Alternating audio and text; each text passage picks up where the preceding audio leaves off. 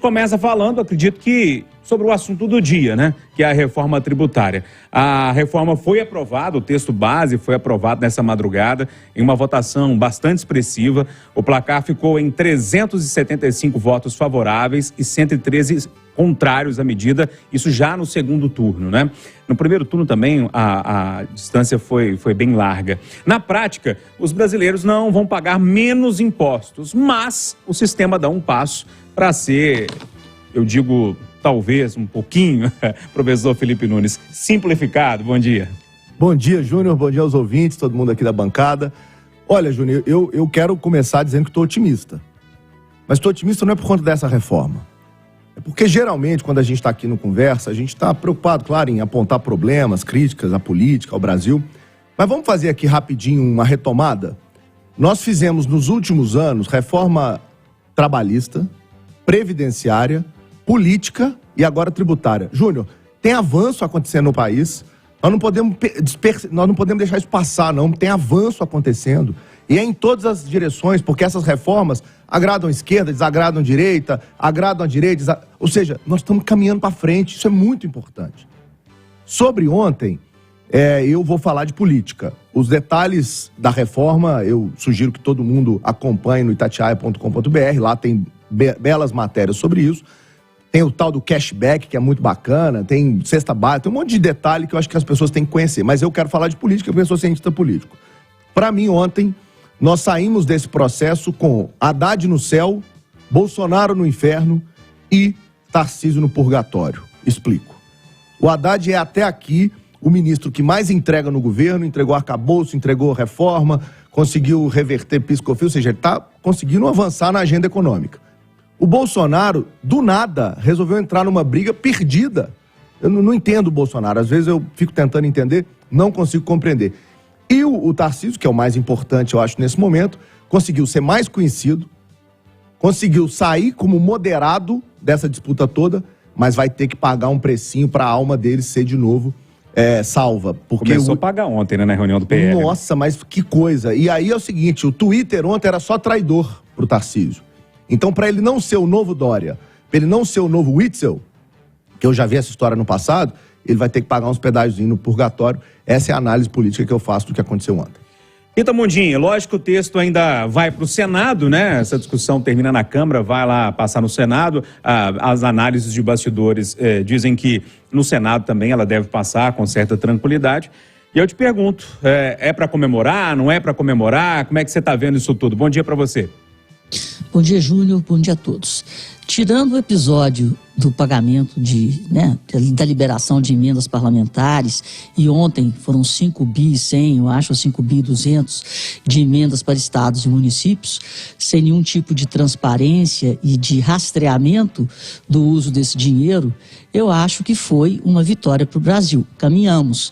E o que mais me preocupava, sob o ponto de vista da economia, o setor de serviços, por exemplo, o imposto na cesta básica, a governança no Conselho, esses problemas foram resolvidos. Tivemos também a manutenção, a apreciação no texto do ato cooperativo. O agronegócio também foi contemplado com os impostos em cima da produção agrícola. Então, houve avanços. Ontem foi um dia assim que eu nunca vi tanta negociação. E o texto melhorou e melhorou muito com esses pontos mais sensíveis para o dia a dia da economia brasileira. Então, tanto é que a votação foi extremamente expressiva. Mais de 370 votos no segundo turno e mais de 380 no primeiro turno, com votos do PL, que, como disse o Felipe, levaram o Tarcísio para o purgatório. E o partido do Tarcísio, Republicanos, votou em peso na reforma tributária.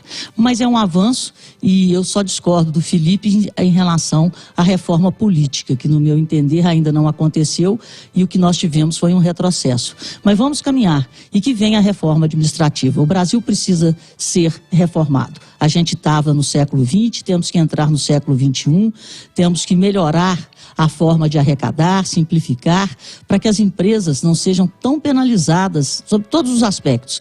Porque aqui no Brasil, se você vai abrir uma empresa até aqui, o primeiro funcionário que você contrata é um advogado tributarista. Nós temos que sair desse inferno. Eduardo Costa, depois de décadas, a gente teve uma simplificação. Eu falei isso aqui ontem, e é importante dar uma resumida. É lógico que a reforma ela é muito mais complexa do que eu vou falar aqui, mas basicamente 5 impostos se transformam em 2. Um da União e o outro para ser dividido entre estados e município. E aí? Como é que você viu isso tudo? Você estava pedindo mais tempo ainda para essa discussão, mas acabou que o negócio aconteceu. Bom dia. Bom dia para todo mundo. É porque eu estava tentando entender a reforma, eu não vou conseguir mesmo. Mas também ela vai se dar durante 30, 40 anos. Então, aos poucos eu vou... tem uns 10 anos aí. Eu vou deglutindo e degustando. Olha, eu só concordo, sabe? Eu concordo muito com o Felipe quando ele fala que Bolsonaro no inferno, que se meteu onde não é para se meter mais uma vez. Haddad no céu,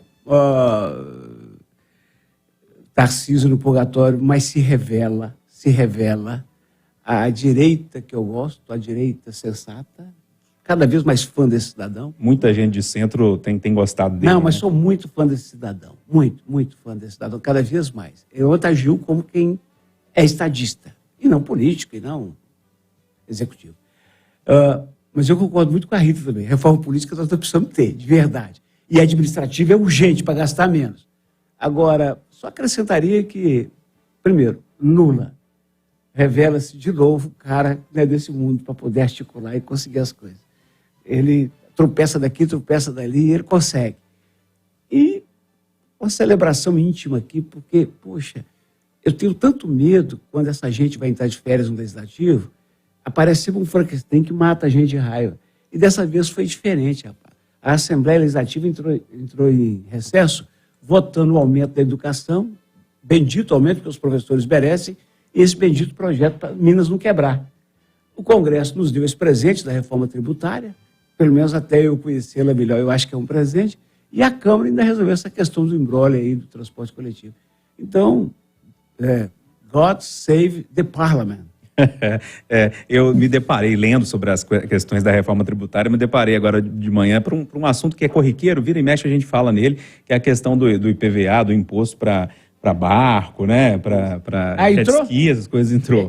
Só que tem uma pegadinha na história. Eles deram uma liberada para barco de pesca. E é autodeclaratório. Então, se o ricão chegar lá e falar assim, olha, comprei esse iate aqui, mas é para pescar, para alimentar minha família, ele não paga também. Mas já é um avanço. Mas pelo menos salvou os pescadores, que eles merecem. Agora, nós vamos descobrir que, lá na frente, nós vamos descobrir que puseram uma letrinha lá que diz que a sobrinha da neta do dono da igreja não vai pagar IPVA, imposto, mas enfim. Esses jabutis sempre acontecem. Marcelo da Fonseca, da nossa editoria de política ali do itatiaia.com.br, o ouvinte da Itatiaia já conhece o Marcelo, vira e mexe, ele participa das entrevistas aqui com a gente. Marcelo, te dando bom dia e pedindo uma análise aí, qual o caminho que você vai tomar em torno da leitura dessa reforma tributária, dessa aprovação. Bom dia para você. Bom dia, Júnior, bom dia aos amigos do Conversa. Primeiro, dizer a honra de participar, né? Eu que cresci ouvindo Conversa de Redação, espero contribuir aí com esse papo, é muito legal participar, tantos debates legais, né, alguns mais acalorados, é sempre muito legal acompanhar. Eu acho que houve um erro, um cálculo político errado do ex-presidente Jair Bolsonaro, né? Eu acho que ele, nessa última semana, ele passou a ser muito contra um projeto que antigamente era muito defendido pela grande maioria do governo dele. Ô Marcelo, você me permite esse atropelo, Marcelo? Você cresceu me ouvindo? Você cresceu me ouvindo? Deixa eu entender Você pode tudo, Eduardo. Ô Marcelo, faltou eu falar isso, Rita falar isso e Felipe falar isso, Marcelo. Parabéns. O Bolsonaro tinha que ter faturado, porque você começou com eles. Continua, amigo. O que parece que aconteceu, né, Eduardo, que a polarização às vezes empurra, né, o professor Felipe Nunes até fala muito disso da calcificação, às vezes para algumas pautas que o político vai para ser contra o adversário político. Isso já aconteceu muitas vezes. Nós vimos o Lula, né, em 94, né, na reforma, na aprovação do Plano Real, o PT foi contra, o Lula criticou muito e até hoje ele paga o preço por isso. Né? Eu lembro que na campanha do ano passado, um dos ataques ao presidente Lula foi que o PT foi contra o Plano Real, que deu certo. Outras reformas, né, o PT foi contra. E parece que o ex-presidente Bolsonaro cometeu o mesmo erro, né, de ser contra uma reforma que integrantes do próprio governo elogiavam desde o ano passado. Vamos ver se ao longo, né, dos próximos anos ele vai fazer uma autocrítica sobre esse posicionamento ou se isso vai continuar sendo usado, né, se isso pode ser usado nas campanhas futuras. Mas que bom que a reforma foi aprovada, parece que o Congresso pensou mais no país do que em questões políticas, tomara que ela se mostre positiva na prática.